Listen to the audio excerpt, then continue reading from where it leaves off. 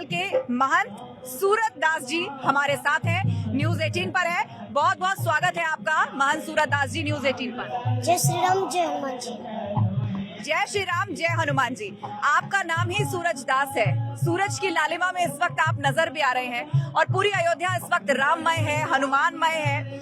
आसपास भजन चल रहे हैं। सबसे पहले कोई स्तुति, प्राण प्रतिष्ठा और संतों की भावनाओं को लेकर अगर आप सुनवा पाएंगे, और ढेर सारी बातें होंगी उसके बाद। भय प्रगट कृपाला दीन दयाला कौशल्या हितकारी हर्षित महतारी मुनि मनहारी अद्भुत रूप निहारी लोचन अभिराम तन घन श्याम निज आयुध भुज चारी भूषण वनुमाला नैन विशाला शोभा सिंधु खरारी कर धोई कर जोरी स्तुति तोरी कई विधि करूं अनंत मान। ये स्तुति जो आपने हमें सुनाई है, और जैसे ही इनके बोल शुरू होते हैं, आप देखिए इनको सुनने के लिए, इनकी मधुर वाणी को सुनने के लिए लोग खुद ही यहाँ पर आके इकट्ठे हो जाते हैं और बड़े आराम से बैठ जाते हैं। बड़ा अच्छा लगता है एक छोटे बच्चे के मुंह से जब आप स्तुति सुनते हैं, और खास तौर पर तब जबकि वो खुद महंत हैं।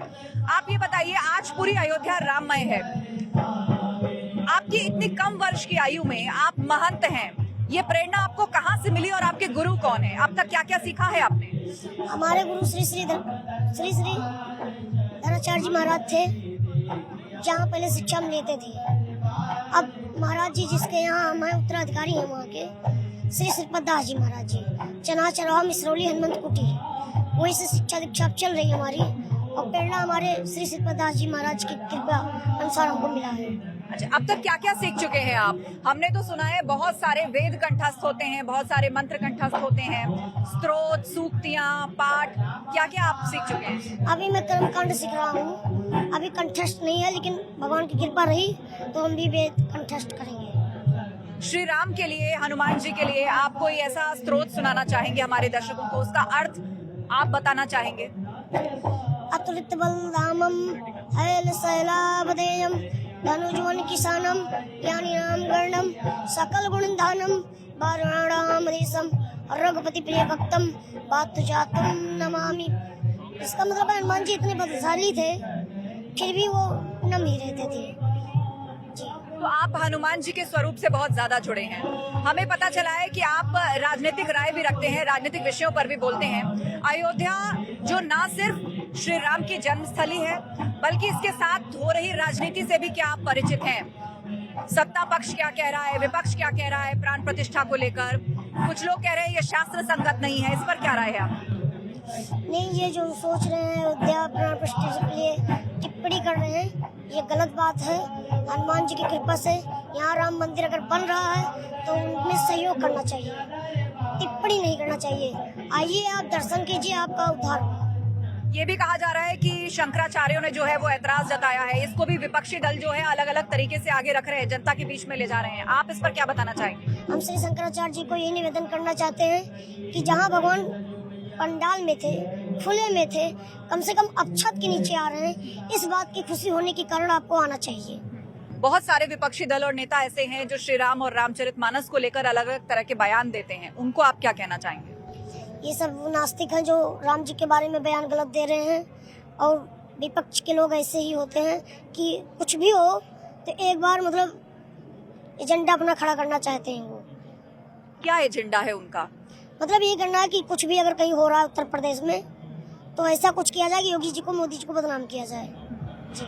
वो तो ये भी कह रहे हैं कि ये जो मंदिर है ये सुप्रीम कोर्ट बनवा रहा है, इसमें मोदी जी, योगी जी ने कुछ नहीं किया। पर योगी जी ने, मोदी जी ने जितना समय और जितना प्रयास किया उतना कोई और किया भी नहीं है जी। विपक्षी दलों का कहना है कि राम पर राजनीति कर रही है सत्ता पक्ष जो है, लेकिन राम पर राजनीति नहीं होनी चाहिए, लेकिन हमारी तो आस्था का विषय है, इसीलिए हम राम नाम को भुनाते नहीं हैं। तो वही चीज है ना कि हम सब लोग राममय हैं, और राम का नारा लगाने से कोई रोक नहीं सकता पूरी पृथ्वी पे जी। उन विपक्षी दलों को आप क्या कहेंगे जो ये कहते हैं कि राम मंदिर जो है वो 2024 के चुनाव में वोट मांगने के लिए बनवाया गया है? नहीं, ऐसा कोई बात नहीं है, 2022 से ही शायद बन रहा है, और यहाँ काम चारों ओर हो रहा है। तालाब, सड़क, रोड, मकान, मंदिर, हर चीज का निर्माण हो रहा है। मंदिर का ही नहीं, हर चीज का निर्माण हो रहा है यहाँ।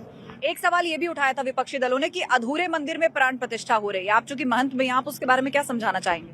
यही तो समझाना चाहते हैं, जो मतलब लोग समझ नहीं पा रहे हैं। भगवान वहाँ खुले में थे, कम से कम छत उनको मिल रही है, तो ये मतलब खुशी की बात है। ये सब बातें नहीं सोचना चाहिए जी। सोमनाथ मंदिर की भी एक तस्वीर सामने आई, उसमें भी दिखाया गया कि गर्भगृह बनते ही वहां पर प्राण प्रतिष्ठा की गई। यहाँ पर भी गर्भगृह तैयार है, प्राण प्रतिष्ठा की जा रही है, लेकिन फिर भी विपक्षी दल ये कह रहे हैं कि ये तो अधूरा मंदिर है जहाँ पर प्राण प्रतिष्ठा कर रहे हैं, वो भी राजनीति के लिए। ये बात गलत है। ये वेद अनुसार, शास्त्र के अनुसार, पंडितों के अनुसार, सब कुछ के अनुसार ही बन रहा है और हो रहा है। हनुमान जी का नाम हमने ले लिया, अब कोई राम भजन भी हो जाए। श्री रामचंद्र कृपाल भजन मन हरण भव भय दारुणम नव कंजलोचन कंजमुख करे कंजमुख कंजारुणम कंधर्वगणित अमित छविनव नील नीरद सुंदरम पट्टपीत मानव तड़ित रुचि सुच नौमि जनक सुतावरम भज दीन बंधु ने सदान दैत्य वंश निकंदनम रघुनंदयानंद कंद कौशल चंद दशरथ नंदनम। अच्छा, एक चीज और जाते जाते बताइए, जब प्राण प्रतिष्ठा चल रही होगी, बहुत सारे ऐसे लोग हैं जो यहाँ नहीं आ पा रहे, अपने घरों में होंगे, उनको किस मंत्र का जाप करना चाहिए? वो मंत्र आप शब्दशः बिल्कुल सही उच्चारण के साथ उनको बताइए।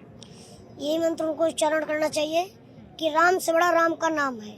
वो राम का नाम लिए और दीपक जलाएं और खुशियां मनाएं और दीपावली भव्य तरीकों से मनाएं 22 जनवरी को।